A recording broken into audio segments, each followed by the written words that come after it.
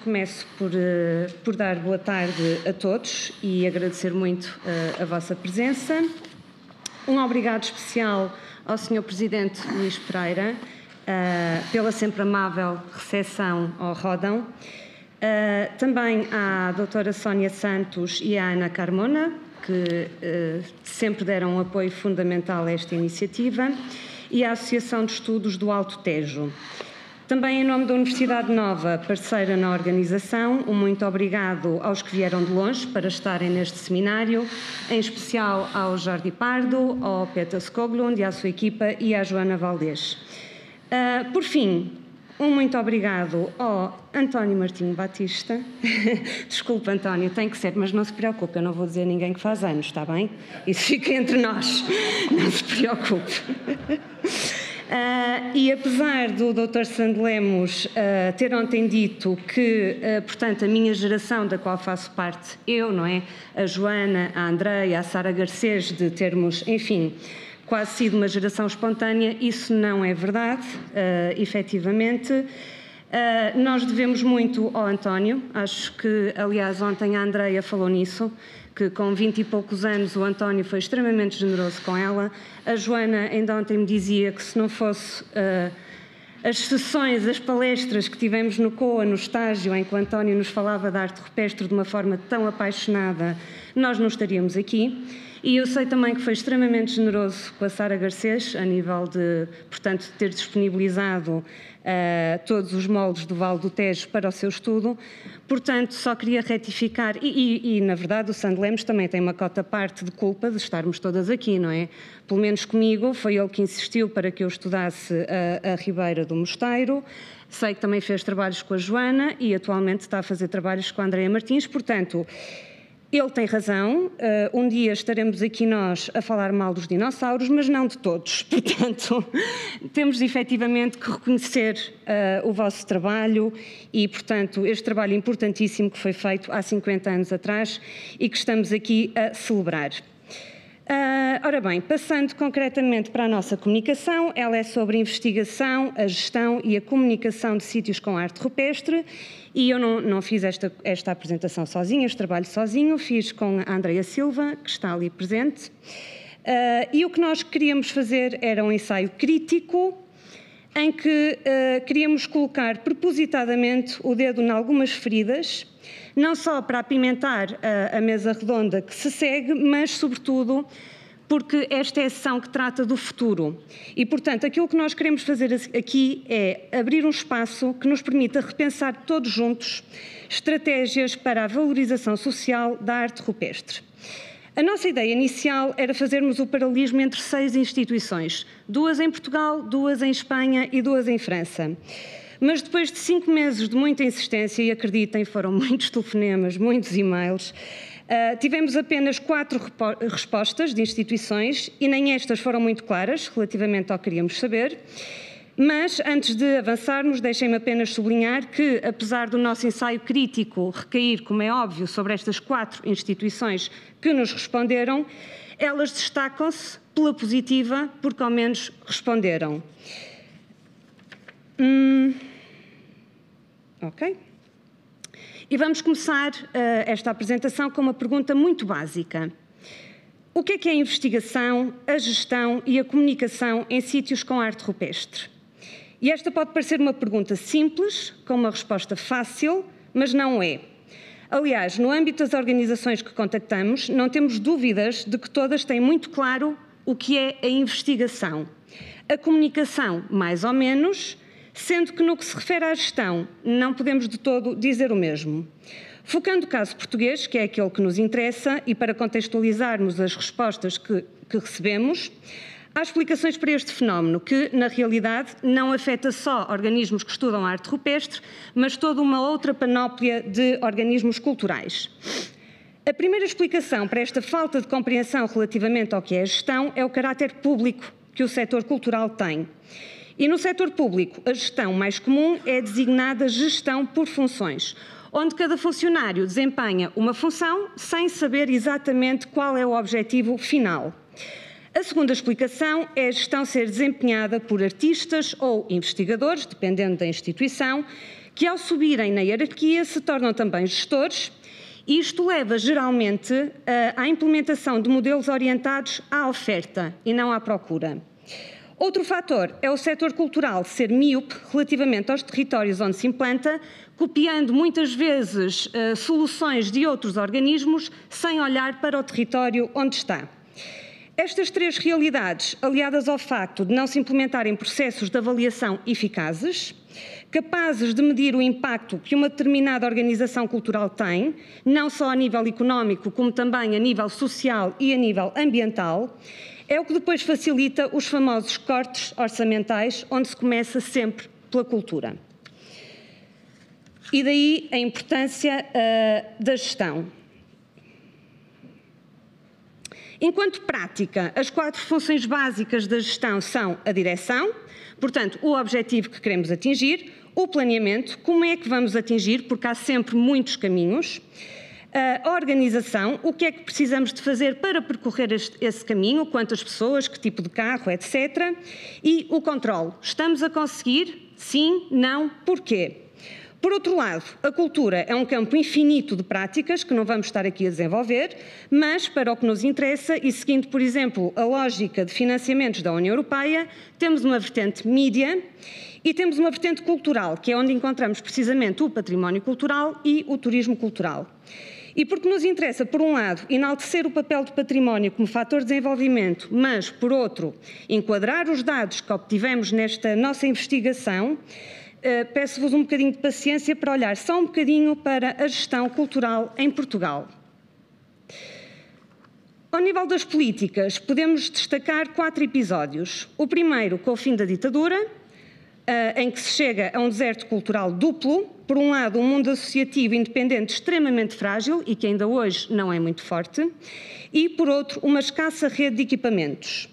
Um segundo momento, com a entrada de Portugal na União Europeia, onde se procura precisamente suprimir a escassa rede de equipamentos, com a Rede Nacional de Bibliotecas Públicas, em 1997, a Rede Nacional de Teatros e Espaços Culturais, em 1999, e a Rede Nacional de Museus, em 2000. Um terceiro e infeliz momento, a partir de 2001 e até 2015, com a estagnação da economia portuguesa, onde as organizações culturais são completamente estranguladas e não se conseguem defender pela tal falta de dados e medição do seu impacto na sociedade, sendo que, a partir de 2011, deixamos mesmo de ter Ministério da Cultura. O quarto momento, de 2015 até hoje, e vamos ver o que é que se segue, que é caracterizado por uma maior atenção à cultura, em que o Estado se tentou aproximar do chamado modelo 3.0, que promove a proximidade entre produtores e consumidores culturais, ainda que em Portugal continua muito acentuada a ideia de cultura apenas como bem de promoção. Manuel Gama refere que desde 1974 a tutela tem oscilado entre políticas de ausência e políticas de opulência, concorrendo de forma deficitária para o desenvolvimento sustentável, apesar deste desenvolvimento ter sido constantemente reclamado por diferentes protagonistas do meio cultural. E esta, como vamos ver à frente, é uma ideia muito importante. Em termos económicos, o contributo da cultura é inegável, sendo que a sua faceta mais visível, e sobretudo em Portugal, é o turismo cultural. O maior contributo para o PIB português vem do setor terciário e, dentro deste, o turismo ocupa um lugar de destaque. O World Travel and Tourism Council aponta Portugal como o 5º país onde é mais forte a contribuição do turismo para o PIB. Ora, levando em consideração que o património é o segundo motor de atração turística no nosso país, depois do sol e da praia, não há como concorrer com isso, é importante perguntar porque é que com 4.000 bens patrimoniais classificados, menos de 1.000 estão abertos ao público e os que estão se encontram em Lisboa e no Porto, apesar da concentração maior deste património estar no interior do país. Ou seja, só 1/4 do nosso património está, efetivamente, a gerar valor social e económico, havendo um claro desaproveitamento e desequilíbrio na sua dinamização. Carlos Costa referiu que a nova economia do turismo precisava de se ligar à sua razão de ser, ou seja, ao património e à cultura, e que isso se refletisse em profissões de topo nestas áreas. Que, enfim, está a começar a acontecer, mas ainda não o suficiente. Mas se o turismo é efetivamente a cara mais visível do impacto económico que a cultura tem, não devemos todo menosprezar outras dinâmicas, como as sociais, que promovem a qualidade de vida das populações locais, através do usufruto, da coesão, entre outras. E agora chegamos então à gestão da arte rupestre. O ano passado, em 2023, a ICOMOS Espanha publicou uma carta com 7 princípios e 7 estratégias para a gestão integrada de sítios com arte rupestre. E aqui chama-nos logo a atenção a palavra integrada. E ela é integrada porque nesta gestão tudo se liga e tem uma razão de ser. Umas ações vão retroalimentar as outras e tudo funciona como num sistema de roldanas, onde umas movem as outras, potencializando-se reciprocamente. Um dos objetivos desta carta é incorporar a gestão integrada de sítios com arte rupestre na agenda política. E, evidentemente, não vamos estar aqui a enunciar os 7 princípios e as 7 estratégias, mas chamou-nos a atenção o princípio 1, de que a administração tem a responsabilidade de apostar numa gestão integrada, e o princípio 6, onde se exige um estímulo à investigação científica e um financiamento público. Nas estratégias destacamos apenas uma, a primeira, que diz que a gestão, para além de integrada, tem de ser participativa, incluindo toda a sociedade. Esta ideia, obviamente, não é nova e já desde 2007 que a Unesco vem atribuindo um papel fundamental às comunidades locais na Carta de Budapeste. E então agora vamos ver de que forma é que estes princípios e estratégias têm vindo a ser incorporados na gestão, investigação e comunicação de sítios com arte rupestre. E vamos começar com a investigação, porque, como foi dito aqui várias vezes, tudo começa na investigação. Ou seja, nós não podemos comunicar nem gerir um património que não conhecemos. Diz-nos esta carta da ICOMOS que a arte rupestre é um património que está amplamente representado na Península Ibérica, com milhares de grutas, abrigos, rochas e monumentos megalíticos que convertem este território num dos mais ricos a uma escala mundial. No entanto, e sobretudo em Portugal, verifica-se um desequilíbrio enorme entre a importância deste património e a sua investigação. E podemos começar desde logo pela academia.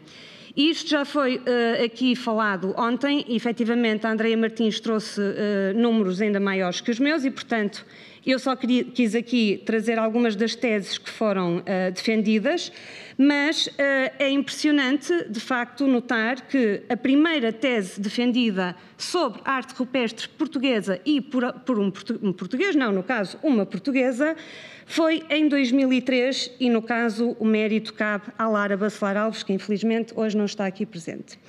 Mas foi preciso esperar até 2010, há apenas 14 anos atrás, para que alguém se doutorasse em arte rupestre numa universidade portuguesa, no caso Mário Varela Gomes.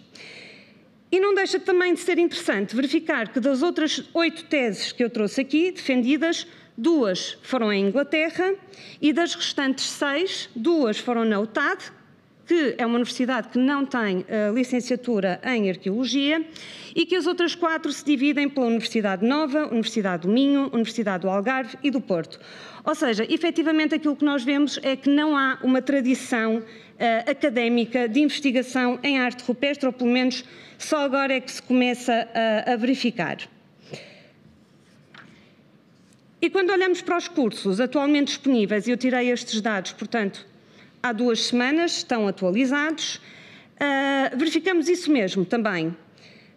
Portanto, das 5 licenciaturas disponíveis neste momento em Arqueologia, mais uma em História e Arqueologia em Évora e uma em Património Cultural e Arqueologia no Algarve, apenas uma destas licenciaturas tem uma disciplina obrigatória em arte rupestre, que é a Universidade de Évora. Nas outras licenciaturas, o estudo da arte rupestre ou é uma opção, ou está integrada noutras disciplinas, ou não existe. Relativamente a mestrados, e também trouxe aqui os dados, para além das 7 universidades com licenciaturas, junta-se, e ainda bem, o Instituto Politécnico de Tomar, porque é o único que conta com uma linha específica para a arte rupestre no seu mestrado de Arqueologia Pré-Histórica e Arte Rupestre. Fomos ainda espreitar os conteúdos de disciplinas como materiais arqueológicos, para ver se alguma estudava a arte rupestre, e a Primitiva disse hoje de manhã, e muito bem, que a arte rupestre é também uma materialidade do passado, não é? E também já aqui foi falado do papel secundário, portanto isto não é uma coisa só da tradição portuguesa, é a nível internacional, não é? Mas efetivamente a arte rupestre é uma materialidade e nós demos ao trabalho de ir às disciplinas de materiais arqueológicos, ver se alguma incluía o seu estudo. Não, corrijam-me depois, com certeza, se eu estiver errada, porque pode-me ter falhado alguma coisa, mas do que vimos, não. Portanto, são disciplinas que se dedicam ao estudo de cerâmica e de material lítico, desculpem, sobretudo. Ou seja, e puxando a brasa à nossa sardinha, e acho que ontem já o Telmo Pereira também referiu isto. Portugal é um país riquíssimo no que se refere a sítios com arte rupestre, dos mais ricos no mundo. No entanto, os nossos estudantes, salvo raras exceções, saem das universidades muito pouco aptos para estudar ou até para reconhecer sítios com arte rupestre. A falta desta tradição de estudos em arte rupestre no nosso país motivou o que aconteceu precisamente no Tejo, em que tiveram que ser estudantes, não é, a fazer o levantamento. Motivou também aquilo que aconteceu no COA e, obviamente, que o Tejo e o COA, felizmente, têm histórias muito diferentes. E teve que ser o Estado a assumir o estudo da arte rupestre através da criação do CNART, do Centro Nacional de Arte Rupestre, do qual o António Martinho Batista foi diretor.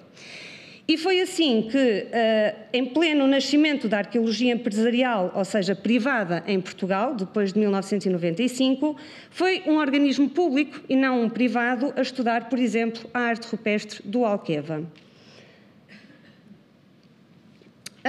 No setor privado, trouxemos aqui dois exemplos de dois estudos já posteriores, em que já foi o setor privado a fazer o estudo, portanto, já noutro panorama, no caso, o Vale do Sabor, onde foi feito um enorme estudo de arte rupestre e, na altura, tivemos alguma dificuldade em conseguir ter arqueólogos portugueses com valência em arte rupestre, e tivemos que recorrer efetivamente ao mercado espanhol, e também o TUA, onde infelizmente não foi encontrada tanta arte rupestre.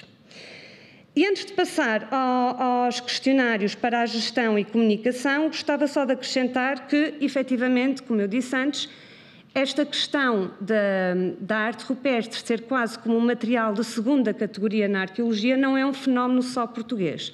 Portanto, nós aí já temos um enquadramento a nível, infelizmente, internacional, mas é assim. Na gestão foram... desculpem, saltei aqui qualquer coisa. Exato. Portanto, passando agora para o inquérito que realizamos e às instituições que responderam. Elas foram, como dissemos antes, em número de 4.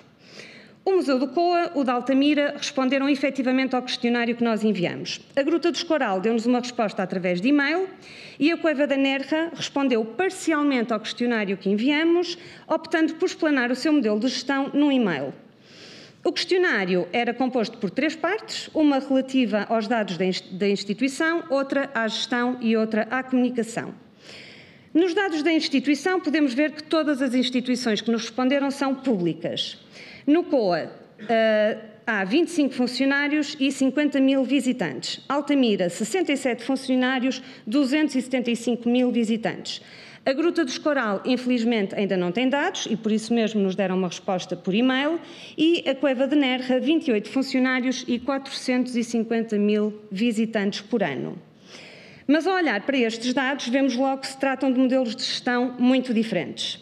No COA, o baixo número de visitantes, desculpem, não é de visitantes, é de funcionários, é colmatado por uma série de parceiros privados que também fazem visitas e, por exemplo, em Nerra, os 28 funcionários não incluem a equipa de comunicação.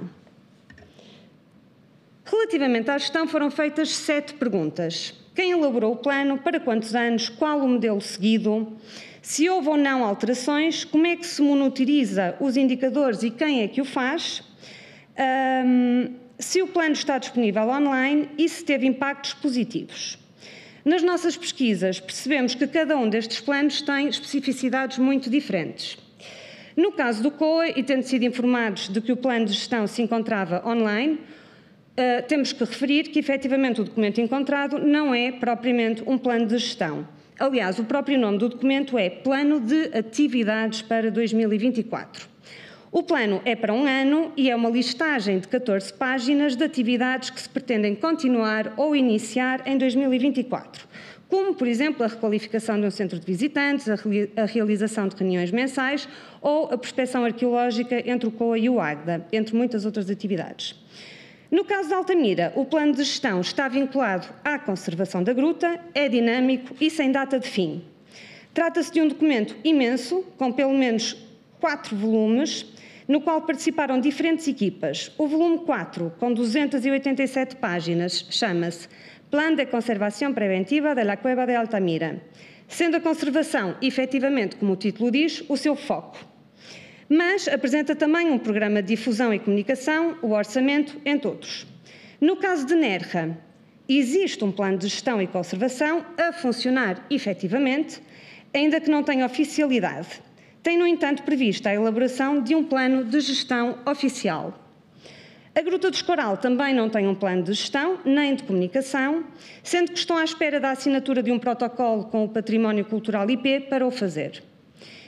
E o que é que vemos aqui como denominador comum em todos estes sítios que apresentamos? A tal gestão por funções de que falávamos antes, característica do setor público cultural. A própria temporalidade dos planos demonstra isso. Ou seja, como é que nós podemos medir os impactos de um plano que tem um ano ou como é que nós podemos medir os impactos de um plano que nem sequer tem final? Portanto, isto é extremamente complicado. Para a comunicação foram feitas 7 perguntas. Se existe, quem o gera, quantas pessoas se dedicam à comunicação, quanto tempo mensal é despendido nas mesmas, se contempla ou não estudo públicos, quais os canais usados para a comunicação e quais os efeitos. Já vimos que o Escoral, neste momento, ainda não tem. Nerja tem, mas é uma gestão feita por um gabinete de imprensa em permanência, sem qualquer conexão com a equipa de investigação e conservação. O COA tem, mas o número de pessoas que se dedicam à comunicação e as horas despendidas são muito poucas, sendo que quase poderíamos considerar que é uma comunicação em part-time. Já Altamira tem mais de 4 pessoas em permanência só a trabalhar a comunicação. Olhando então para as instituições que analisamos e pegando nas ideias com que abrimos esta comunicação, vemos que faltam nestes planos a gestão enquanto prática centrada nas 4 funções. Portanto, uma direção, um planeamento, a organização e o controlo. E a gestão integrada de que nos falava a carta da ICOMOS, em que as diferentes ações se potenciam umas às outras. Isto é por mais evidente, por exemplo, na Cueva da Nerja, onde a comunicação é feita por uma equipa completamente autónoma e sem qualquer ligação à equipa de investigação. Podemos ainda acrescentar que, apesar de todas as instituições se mostrarem muito preocupadas com a integração das comunidades, nenhuma as levou em consideração nos planeamentos. E, por fim, e dadas as características destes planos, é mesmo muito difícil medir o impacto que estas instituições têm no território. Relativamente à comunicação, vemos também 3 situações completamente distintas. No caso de Nerja, a tal falta de ligação total, que já foi mencionada. Em Altamira, efetivamente, eles têm um bom estudo de públicos publicado, portanto, podem encontrar online, e mais de 4 pessoas em permanência a trabalhar nesta área. No COA, é uma comunicação muito incipiente e sem qualquer publicação relevante no âmbito de estudos de públicos. E agora a pergunta fundamental, e aqui começamos a pôr as agulhas. Está o património rupestre e arqueológico a funcionar como um motor de desenvolvimento?